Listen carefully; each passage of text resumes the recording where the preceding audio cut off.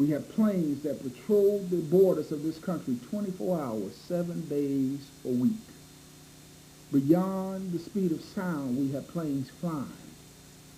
But yet America, as mighty as she is, as arrogant as she is, and all the transgressions that she have committed upon her own people in this country and upon those in other countries, was looked upon as a giant. And nobody ever thought that terrorists would come into this country and attack us on our own soil. Unimaginable. And then we prepare and we train as superior as we are, but we never thought that they would come in and get planes. But when they attacked America, they attacked the jugular vein of America. They went after the flow of the wealth, the economics of America. And when they attacked, it brought this country down to her knees. Our president was in Florida at an elementary school at the time the word reached him that America was under attack. And I'm going to show you, you see, when word reached him that America was under attack, and they got Bush, and they put him in Air Force One. And the media, well, what was the president when America was under attack? See, you got to watch the media because they play games with us. They don't report the news accurately, and they don't report the news truthfully.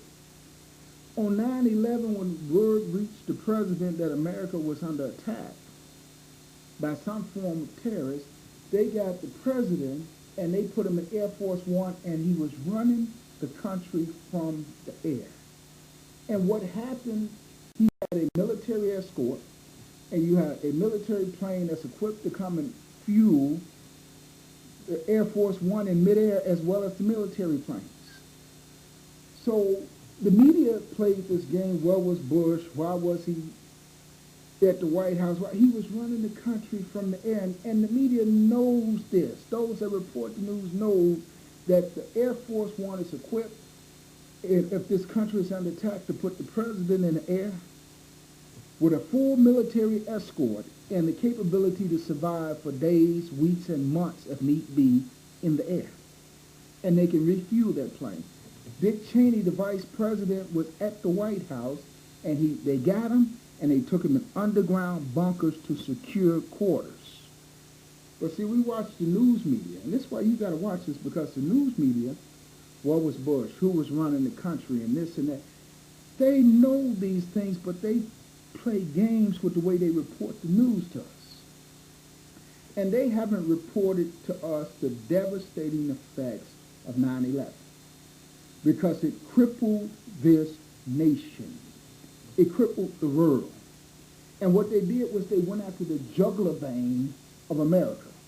They went after the economics, which is the flow of the wealth. And you see, you got people, billions,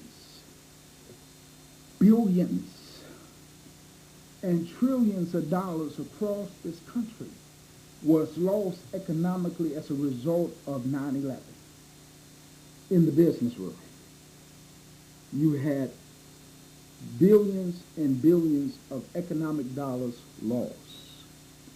You had businesses that had to lay off people. You had millions, not hundreds, not thousands, but millions of people across this country that were laid off work as a result of the attack on 9/11, because the flow of the wealth was cut off. The movers and shakers.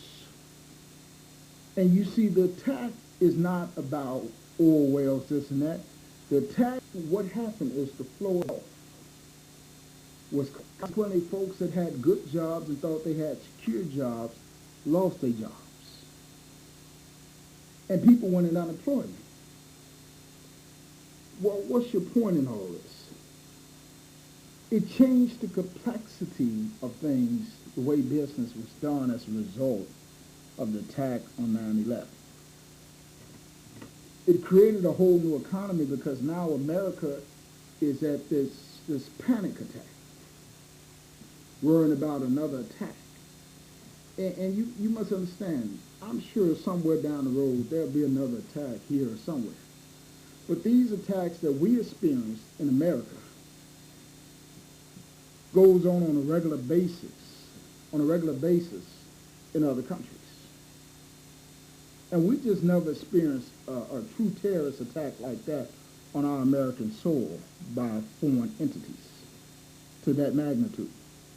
We had the bombing in Oklahoma and a few other attacks, but nothing where it hit the economy of America and the world like it hit. And you cut off the wealth, the flow of wealth. You cut off the flow of wealth across this country. And you see what happened. See, we didn't know. We didn't know the devastating because, see, the average person, poor worker in America, you used to living from paycheck to paycheck anyway, so you didn't really feel the impact of the flow of the economy. But see, rich people felt the impact. People that's making 200, 300, 400, 500,000, 6, 7, 8, $10 million a year, they felt the flow of the impact. But the common everyday people, we didn't realize because, we just used to live in paycheck to paycheck, making it, getting your check on a Friday and waiting for the next 2 weeks for your next check. We're used to that. But see, those that are used to wealth, they were hit hard. They were hit hard. He hit them in the pocket. And he brought America, as great as she is, as superior as her military is, it brought America to her knees and it put us on full alert. We got terrorist attacks, threats of terrorist attacks. Every time you hear about a plane had to be diverted because of a threat of a terrorist attack, the airlines are losing millions of dollars every time. And they complain because they losing money. You see, we in fear that the enemies will attack again. And rest assured, they planned this out years. For years, they planned this attack. They didn't just jump up and do it. And, let's just be smart about it. They're not going to come back tomorrow, next week with another attack. America's on alert and all these alerts. They're not coming back tomorrow with another attack. They're going to wait and catch America off guard because when they come, they're not coming with no lightweight attack. They're coming with heavyweight attacks.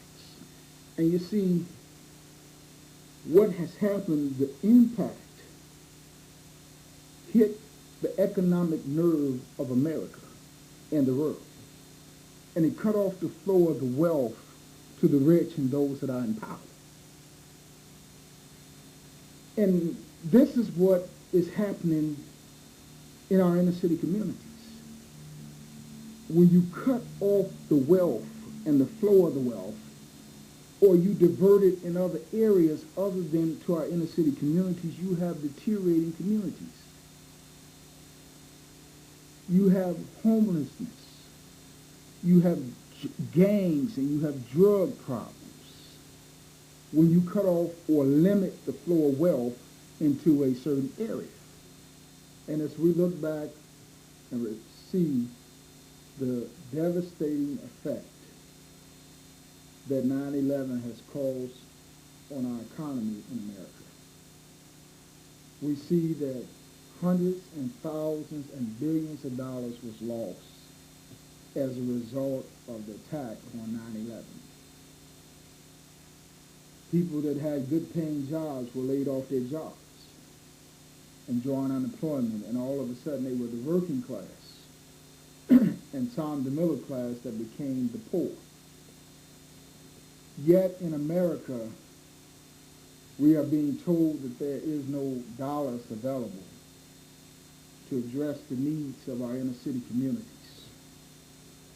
Thus, we have poor and inferior educational systems in our inner city communities. We have homeless people living in our inner cities across this country.